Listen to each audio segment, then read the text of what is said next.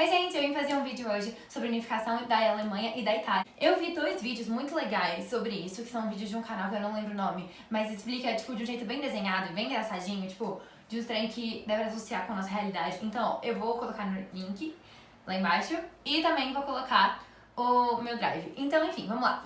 Primeiro a gente vai começar com a união da Alemanha. A gente sabe que a Alemanha não é a Alemanha que a gente sabe hoje. Eram vários reinos e principados que tinham lá, cada um, meio um regime feudal, uma ordem de vassalagem, bem da Idade Média mesmo.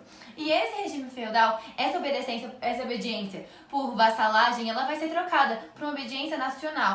Essa questão da unificação alemã vai vir desde uma ideia da Revolução de 1848. Eu já fiz um vídeo sobre as revoluções liberais e sobre como a Revolução de 1848 influenciou muito na Primavera dos Povos, inclusive na Alemanha. A gente sabe que esses movimentos eles foram principalmente com uma ideia de nacionalismo. Então eles estão querendo fazer um estado deles. Eles são vários povos, vários pequenos reinos que se consideram assim, têm os mesmos hábitos e tal. Eles acham que eles são uma nação, mas eles não se autogovernam. Cada um é governado por um tantinho. Inclusive, há uma grande influência da Áustria nisso tudo. Então vamos lá, o que vai acontecer? No que a gente conhece hoje como Alemanha, são vários reinos, e um deles é o reino da Prússia, da Áustria e de vários outros. A Áustria, ela tá sendo meio chatinha, você lembra? Por causa de Napoleão, da Santa Aliança, a Áustria tá assim, tacando todo mundo que quer fazer revolução, e não tá muito legal pra ela, ninguém tá gostando muito dela. Com essa toda divisão alemã e com essa vontade de fazer uma unificação alemã, eles vão começar não unificando o governo, não unificando a política, como já teve uma tentativa de fazer isso em 1848 e não deu certo. Eles vão começar unindo, então, a economia. Vai ter o Zollverein, que eu não sei falar direito, mas é basicamente uma união aduaneira. A gente tem várias uniões aduaneiras atualmente, a gente tem a União Soviética, o Mercosul, a União Europeia, o Mercosul, o NAFTA. Por que eles vão começar assim? Porque como são vários reinos e tal, cada um tem sua moeda, cada um tem taxações, então pro comércio entre eles e pra industrialização entre eles é muito difícil. Porque a gente já tem a Inglaterra que tá bastante industrializada, que é uma concorrente, vamos dizer assim, e aí a gente tem esses países aí que estão querendo se industrializar, mas é muito difícil porque eles não têm tanto meio consumidor. Então vamos supor, eu vou fazer uma fábrica e aqui eu vou produzir aço. E aí eu vou vender o aço pro reino da Prússia, aqui do meu ladinho. Só que aí tem uma taxação, porque é um país diferente do meu, e aí eu não vou conseguir ganhar tanto dinheiro com isso. E as taxações são diferentes, as moedas são diferentes, dá uma confusão. Então essa a união aduaneira vai ser legal porque vai excluir a Inglaterra e a Áustria. Vai excluir a Inglaterra porque a Inglaterra já está industrializada, então a gente vai se industrializar sozinho para fazer uma concorrência a ela. Inclusive a Alemanha vai ser uma grande concorrente à Inglaterra. E vai excluir a Áustria porque eles não estão muito felizes com a Áustria, e isso vai ser muito importante pro negócio que a gente vai falar daqui a pouco. Enfim, isso aí vai facilitar o comércio, vai ser muito bom, e a Áustria não vai ficar muito feliz de estar excluída, mas ela vai fazer o quê? Ela, inclusive, vai tentar entrar no Zollverein, mas ela vai ser barrada. Nesse contexto todo aí, a gente tem famílias que estão lutando pelo poder maior desse reino, assim, desses povos alemães. Que são a dinastia Habsburgo e a dinastia Hohenzollern. A dinastia Habsburgo tem origem na Áustria e ela já tá muito agrária, porque ela é muito antiga. Sabe aquele negócio de monarquia absolutista, pensamento do antigo regime? A Áustria é assim, a dinastia Habsburgo é assim. E ela já foi muito poderosa por muito tempo, mas agora tá caindo porque os tempos mudaram. Já a dinastia dos Hohenzollern, ela é um pouco diferente. Ela é um lugar que está se industrializando, um pensamento mais moderno, e ela vem da Prússia. Enfim, vamos lá.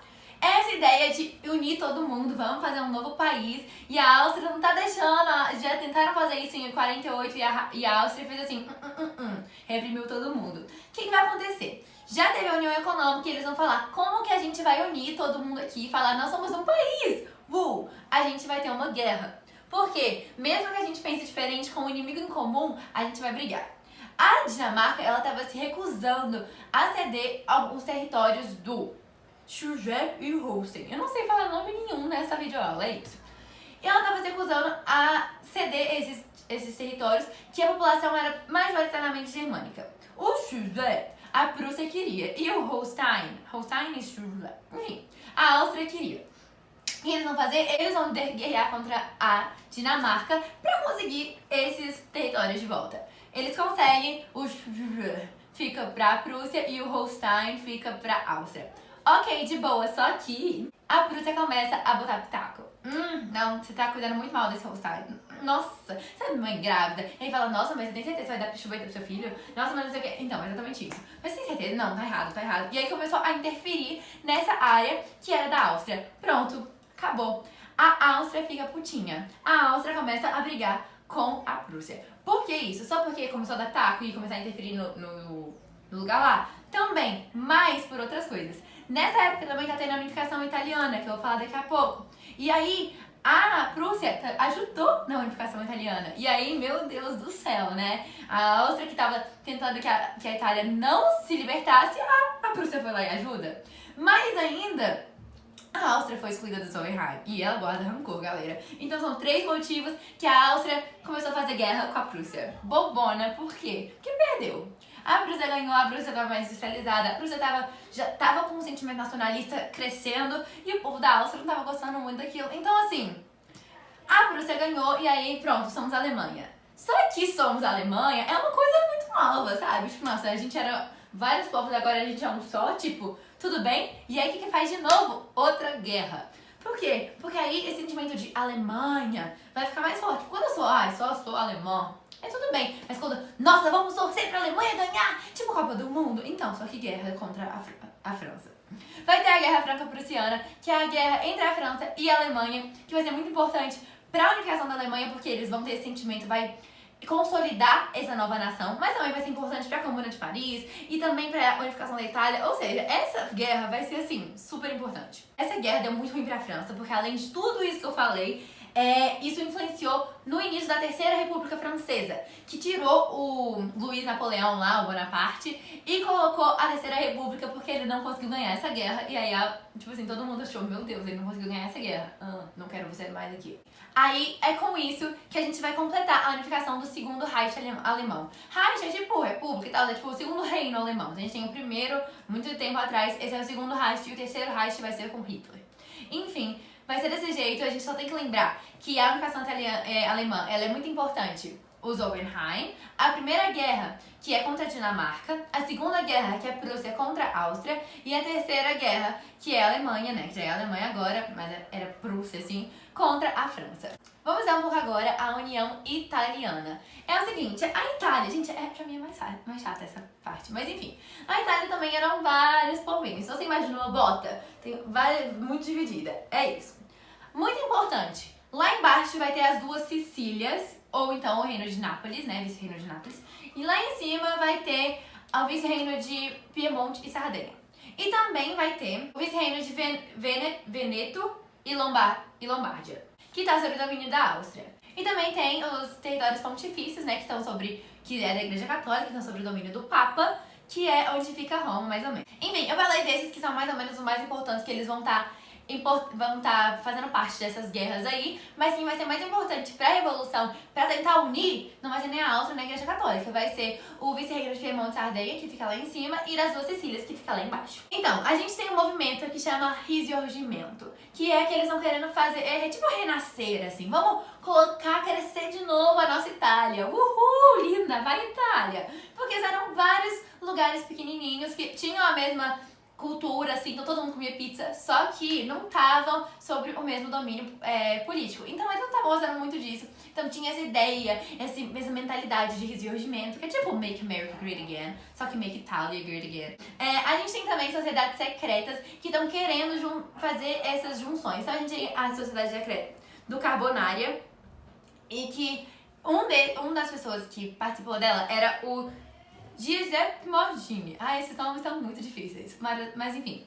E aí, nessa sociedade secreta, eles estavam querendo fazer uma nova Itália, whatever. E aí, esse Giuseppe Morgini, ele fez uma nova sociedade secreta, que tinha a Jovem Itália. Também tinha outras, tipo Jovem Europa e essas coisas. A unificação italiana, ela vai ter 2 fases.